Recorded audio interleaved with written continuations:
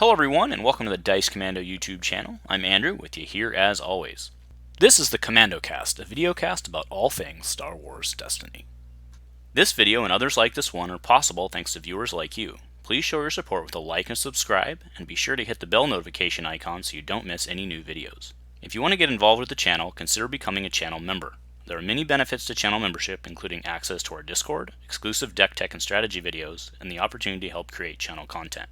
I want to sincerely thank all our channel members, as I truly couldn't do this without your support. You guys rock. Go Commando. Hey Star Wars Destiny folks, welcome back to Dice Commando and the Commando Cast. So this last weekend, the ARH-Legal Reprint survey closed.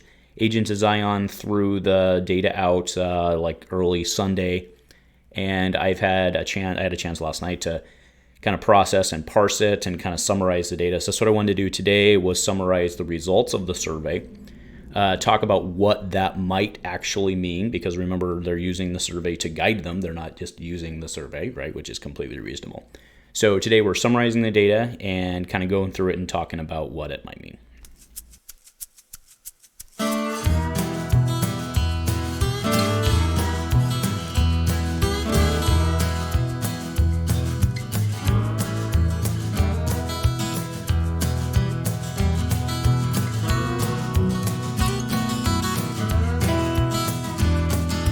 Hey folks, welcome back. This will go up Tuesday, so happy Tuesday. Hope your week started off well. So before we get into the actual results summary and discussion, two things, I guess. One, I actually don't know how long this is going to go. It'll go as long as it does, so hopefully it's not too long. Number two is, and we already talked about this a lot, I'm glad I'm not in charge of this effort on the ARH side, right? I think they've got a big challenge in front of them. I think we knew that already going in, but looking at some of the results of the survey, I think they have. I was surprised. Overall, I wasn't. There were some interesting results that we'll go through that I think put some challenges up in front of ARH, right? And they've said that they're going to try overall to give people what they want. Of course, they have to control things, so trying to shoot that gap and try and ascertain.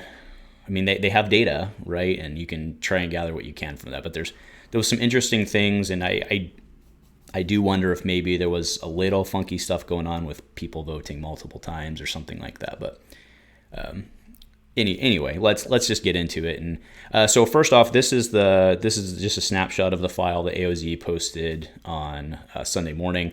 This is obviously really it took me a lot of time to go through this, right? Probably more than it should have, so hopefully everyone can benefit from that. The file's still not entirely clean on my side, but you can see this is what it looks like now. I was able to go through, and this is how things are summarized today, right? So you'll notice there's a lot of apostrophes there. I couldn't remove the apostrophes without also removing the apostrophes from inside the cards that were supposed to be there, but it's close enough, right? It's close enough workable data. What we also have there, so we have the card number, we have the count, which is the number of votes it got. But then what I also wanted to look at was the percentage of the votes that it got. So there were 100, and from what I could determine, there were 156 total unique respondents. Because remember, if you went in and did it again, it overwrote your last data, right? So it was tied to your email account. So that doesn't mean that people didn't have different email accounts. But I'd have to say overall that 156 respondents is, that means there probably wasn't too much widespread funky business, right? So I think we can live with that. So again, we'll take the data at face value, but again, like I said, with the percentage, that's just the way I broke it, because I wanted to know, right, if the card that got the most votes, and that's why, right, if the card that got the most votes in a category was only like 30% of the votes, then that means that there's a low confidence, whereas like Bendu's Lair, for example, being 60% of the people wanted Bendu's Lair, right, in this case, that's a pretty high confidence that that's what people want to see, if that makes sense, right? If your highest vote is like only 20% of the population or something, then that's, that just means you have a wide distribution, and it's going to be a lot harder. So that was the goal there. So let's, to that end, here's the top card from each category and the associated percentage. So Bendu's Lair was the highest voted card at roughly 60% of the population, 93 people. Pacify, a lot of blue hero love out there. I think we'll see is a consistent thing across today. Pacify was the highest event at just below 60%. Ayla was just below 50% of the respondents. She was the highest in the character category. Dagger of Mortis was just below 50% at the upgrade. That one surprised me. Binds All Things was very, very high. I mean, actually, the supports, well, we'll talk about that when they get there. But Binds All Things was the highest support at 44%, and AR was the highest plot at 43%. So there was some interesting observations and comment points. There's some interesting results. Like, I mean, you guys had, maybe you did, maybe you didn't, but my video where I went through and talked about kind of my philosophy on characters, my issue with bringing in, not my issue, but my hesitancy to bring in a lot of the old characters was the fact that, like, many of the characters, even though they've been balanced, if they're going to be FFG, or if they're going to be ARH reprint legal, would basically have to come in with an immediate balance anyway, like another balance, right? Like, you look at Luminara. Luminara was unplayable. Like, she's a fan favorite character, and basically, and this is right, this is like the Spirit of Rebellion one, right? She was unplayable forever, even after her balance. And we have a Luminara now, and I was like, that one really surprised me, right? So, and yes, it was only 5% of the population, but 9 people wanted to see Luminara back. So, and let's just go down this list and kind of get to my conclusion, right? So we see Finn. Also, like, he was completely unplayable forever, and people want him back. At least that one was in a starter deck, so I can kind of get that one. OG Darth Vader, 5 people wanted him back. I don't really get that one at all, because we have, Transformations Vader. This one, Friends in High Places. 29 people want Friends in High Places to come back. That one really surprised me. Friends in High Places is probably the most broken card in all of Destiny, and it was one of those cards that was fine when it was printed, but given power creep, and like power creep's only, like, it was broken with the power creep and Vader, like it was a problem back then, and the power creep from then to now is way more aggressive, right? So, I mean, how many 2s and 3s do we have on characters these days? I mean, Friends in High Places is, I don't know, that one really surprised me. 19% of the population went Friends in High Places. Some other things that surprised me, so BB-8 from Awakenings and R2-D2 from Spirit of Rebellion, basically unplayable cards, and we had people voting for it. 52 people wanted Vader's Fist. That's very interesting. Then Force Speed, 26 people, and then I put this one on there for J Danger. I don't know if this was his vote or not, but Mon Mothma, basically saw no play, and people were voting. So those were the overall takeaway from this is they were pretty clear in the survey. This is my takeaway. This is my conclusion. Is they were pretty clear that they wanted people to focus on strength and the future of the game, and not creating a Destiny's Greatest Hits album.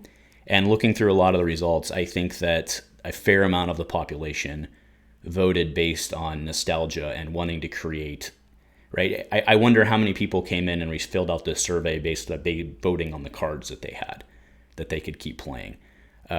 That's my takeaway. I do think that there was, I think there's a possibility that there was a loss of direct transfer between what the objective was and what people just were voting for.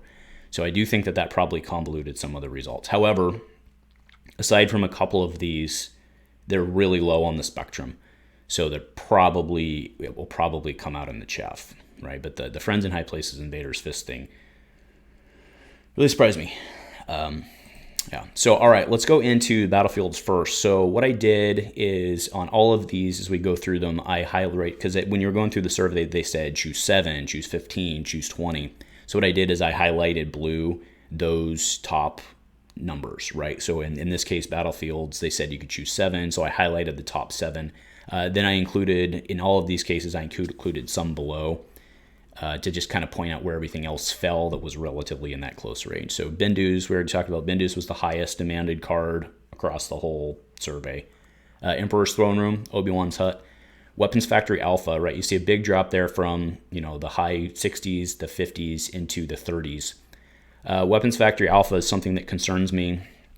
So one of the themes one of the conclusions on the themes that I've seen from across this is it looks to me like a lot of the, it looks to me like an overwhelming, not overwhelming, it looks to me like there was a fair amount of people who responded to this survey who were voting very strongly for support-based decks. We've seen Afras, 000, BT1. We've seen we'll see it when we get to supports, but it looks very strong. It looks very clear to me that the demand for, at least of the people who were responding to the survey, the demand for support-based decks was really, really high. Weapons Factory Alpha is a card that I don't think they could reprint, because it would basically, I think Weapons Factory Alpha, I don't think they can reprint. So we'll have to see what they do there. But again, it falls into that's what people voted for, and these are the results. Outer Rim Outpost, it's fine. Theed with errata, maybe, that's fine. But again, I wonder how many people are looking back. We had Darth Vader, Friends in High Places, Theed, a lot of these really, really busted stuff that maybe people are just voting for because they still have their Vader deck together and they just wanted to come back. I honestly don't know. Rebel War Room, Carbon Freezing Chamber, Maz's Castle, and Fort Anaxis were all kind of in that 25-ish range. Comm Tower and Rebel War Room are basically matched, right? That's why I just kind of put them in there. So interesting results there. We'll see what they do with them. Bendu's, I voted for Bendu's. I think Bendu's is just, I think it's because it was just unique enough that people liked the idea of it coming back, right? Now, what's interesting is if you were to ask people what their top battlefield was and they only got one vote, you might be very, very different. I think that the reason Bendu's was on the top is because Bendu was probably in a lot of people's top 4 or 5, right? Certainly in their top 7, right? So I think that's more, it's not that Bendu's was their number 1, but if you look at the overall, I think Bendu's fell in a lot of people's top, and that's why it ended up where it did, which is completely reasonable. All right, moving into the characters. So Aayla Secura took the number 1 spot. Yoda was not right behind her, but he was behind her. Talzin is another one that it did not surprise me. Again, like I said at the beginning, I was not a fan of going back and looking at a lot of these characters because a lot of them are going to have to come in with rebalances. That's what it is, but you could still vote for 15. So the top 15 was Yoda, Aayla, Talzin, Iden. Iden actually makes sense. Vader TTB is on there, as is Tarkin. Snoke that's interesting. So Captain Phasma 2-player game. Another thing I do want to point out is I took it down a little farther. I was really surprised that Rey and Poe from the 2-player game, you see them down near the bottom there. I was really surprised those did as low as they were, considering that that's kind of your entry point. So that surprised me. So, and then, looking just at the top so Dr. Aphra was on there. That doesn't surprise me. Again, based on what we've seen consistently, it's pretty clear that the support-driven stuff, right? You see Dr. Aphra on there. You see Battle Droid on there. We've got Watt.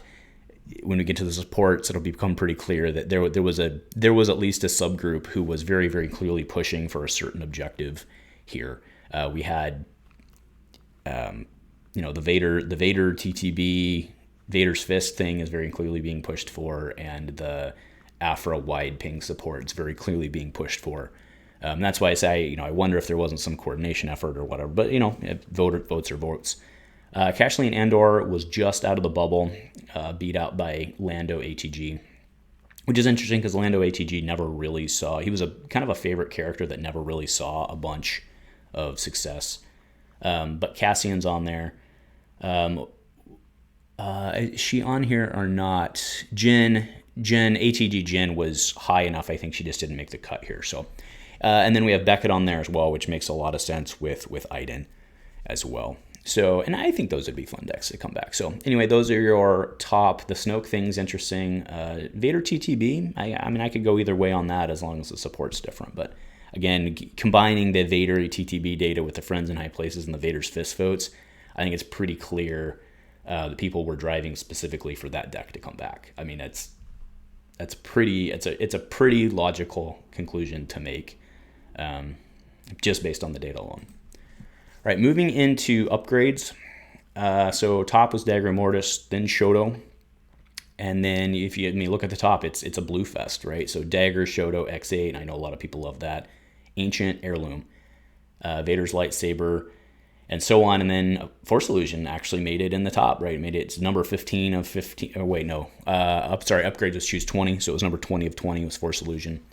That surprises me. There's a couple others on here that surprised me. Just that, like Rex's blaster pistols on there. I think it's a great upgrade. But given that, we have basically its die already being reused with what's the new ping one? The Westar. That one's unlikely, I would think, to make it. But the overall takeaway here is the Blue Hero love. And I think that there were some poor decisions made here, right? Overall, I think a lot of people were voting again based on just their emotion and cards they loved, right? I mean, Shoto lightsaber, I spoke to specifically that one. I love Shoto. It's one of my favorite cards ever made, and I'd love to bust it back up on the table. But given what we have with the shield generation and recycling and everything right now, bringing back Shoto and Ancient is borderline insane, right? I mean, I love those cards. They're in Smash, like they were the ones we went to right away in Smash. We wanted to get them back. We wanted to have fun with them.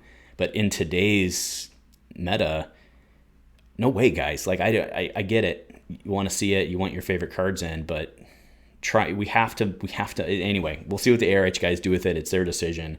But the upgrades I think was collectively, I think we did not do a great job as a community on the votes here. I think that we were voting from the wrong place on this one overall. But that's my opinion, and you can downvote me if you want. But Shoto, Dagger, Ancient, all awesome cards. But I don't think we want to see them come back. Like, I think it would be bad. I think it'd be really bad. Crossguard lightsaber, I do support that one just because it's Kylo's, and basically I think we need it for Raylo to be playable again. And there's some other stuff on there as well that's really good. But so the overall, so I already said my opinion piece, which was probably more than I wanted in terms of, I didn't really want to go there, but I already said it, so it is what it is. But if you look at the percentages here, right, you have basically everything's laying in the mid 30s, right? Overall, I mean, there's some that are slightly higher than that. But overall, the confidence level of it's a wider distribution, right? You look all the way to 20, and then you look all the way down. The other one I was surprised was so high as the DH-17. That was a super popular gun. Everybody loved the Baby Blaster, but like realistically, we already have a better Baby Blaster that came out in Redemption, right? So I was really surprised with that one. So I do think overall that there was a lot of emotion-based voting here instead of tactical-based voting here, but everybody has a right to their opinion. So going into the supports, Binds All Things being at the top does not surprise me. I can't imagine a game without Binds. Then we took a pretty big drop, but let's go ahead and let's run down this list. 000, Bubble Shield, Senate Chamber, Hailfire, Vader's Fist, Tech Team makes sense. Legacies Falcon, I like that choice. Crate Speeder, Deja Vu. Deja Vu's kind of surprising, actually. I think it might be a good vote. There was a lot of people had a lot of fun with that deck, but it was mostly mill type support, right, to allow you to play the no answers and stuff. It wasn't necessarily no answer, but I can't imagine Deja Vu being able to play some of these cards that we have out there again. Backup Muscle, BT, Legacies R2, Dexes, again, kind of a mill support card, and then Dooku Solar Sailor. But yeah, so looking at that list, I mean, let's just run down, it's just to support my argument, let's run down the cards that would go into a typical Afro deck. 000, Bubble Shield. All right, you can go either way on Bubble Shield because that could actually help you against decks like that. So fine, let's take that out of the running. But we have 000, Senate Chamber, Hailfire, BT. I guess that's it. But you have roughly 50. You have roughly 30. Roughly a third of the deck is directly into the Afra build, right? Like cookie cutter Afra or wide support build.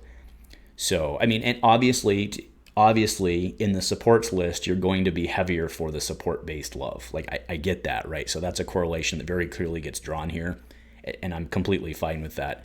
But I do think that what I'm using this breakdown for is to support my statements on some of the other cards that we've seen, that there was very clearly a push for like the Aphra or the wide supports. Like Weapon Factory Alpha was really surprising. Anyway, stuff like that. So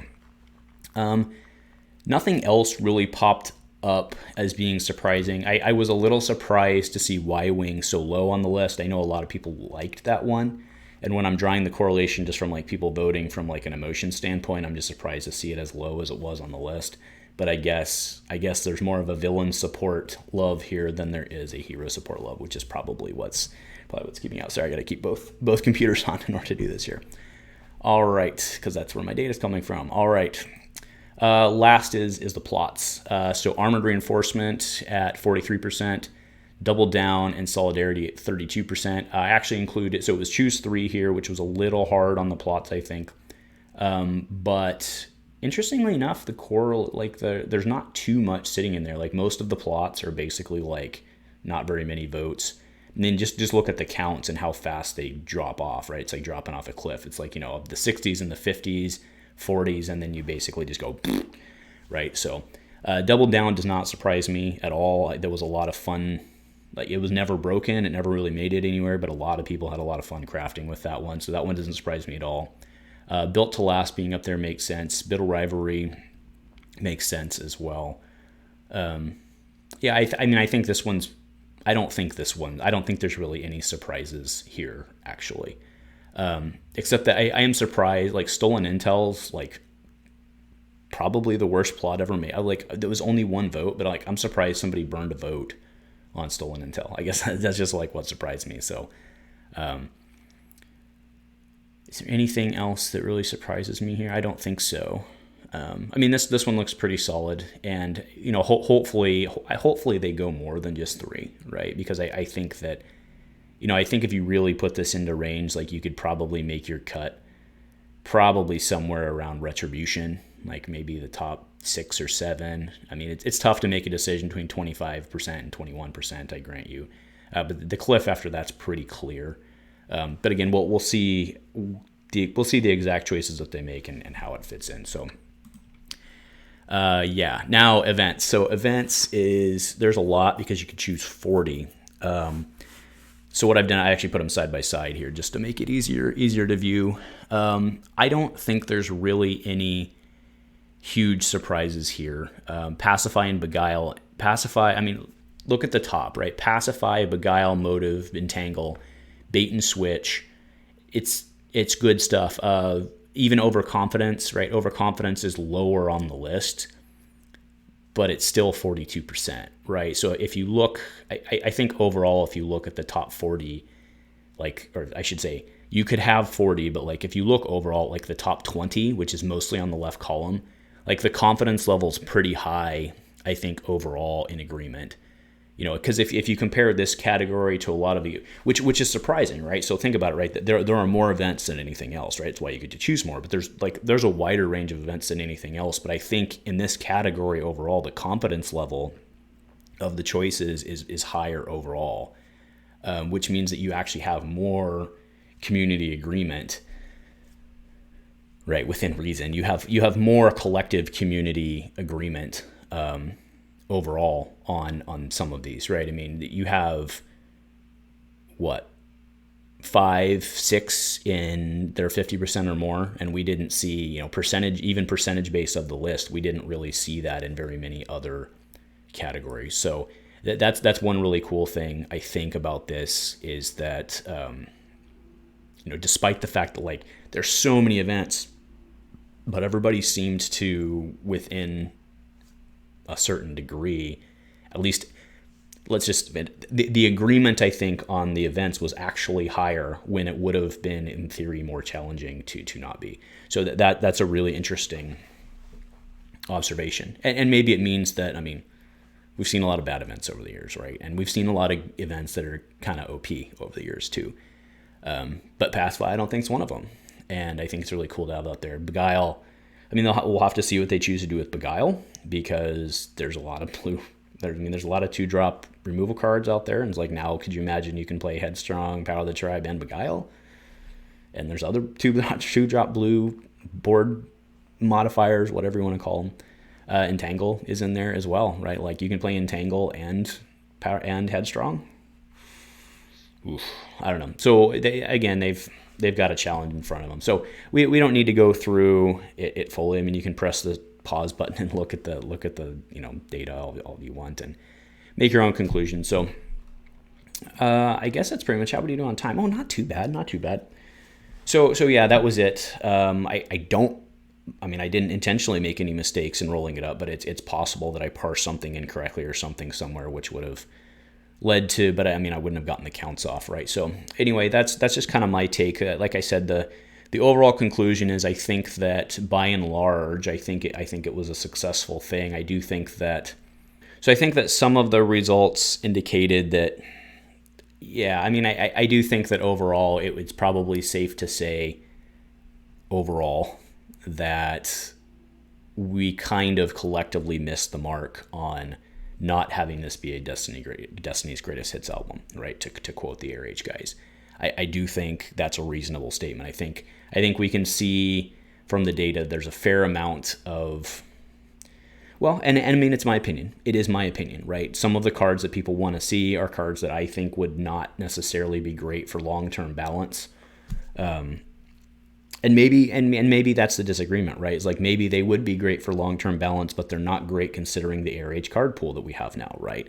But I just, I think there's some decisions out there that, I have, again, the interesting observation and comment points up, and like, bringing back a lot of characters that we loved that never saw play to begin with, I think is just not practical, because bringing them in now would mean that they'd have to get another points rebalance as it is, and it just seems not practical versus creating another character that could potentially rotate out in 6 sets or whatever, 8 sets or whatever.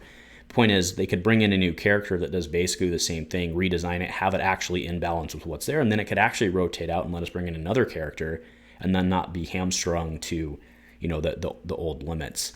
And you look at like Luminara and Finn and stuff, like it just doesn't make sense to me to bring in the old characters and try to fix them within the card pool that has changed so much over the last 4 to 5 years.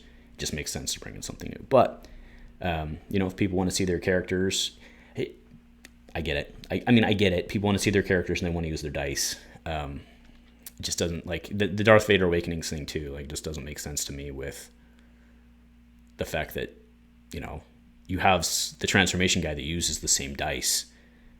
So anyway, those are the results. We can sit here and rant about it forever, which we won't do because I got to go back to work anyway. So thanks folks for tuning in, for watching. Thank you everyone who voted, right? This was 159 is a little smaller than I kind of thought. But as long as we assume that it's all unique responses, then I think that's still pretty good. So anyway, thanks folks for tuning in. Let me know your thoughts or whatever. I'm sure there'll be other people who hash out this data. I'd expect a lot from the data ninjas over at Echo Base. So we'll see how that comes out over the next few days. But in other words, or with nothing else to say, go Commando.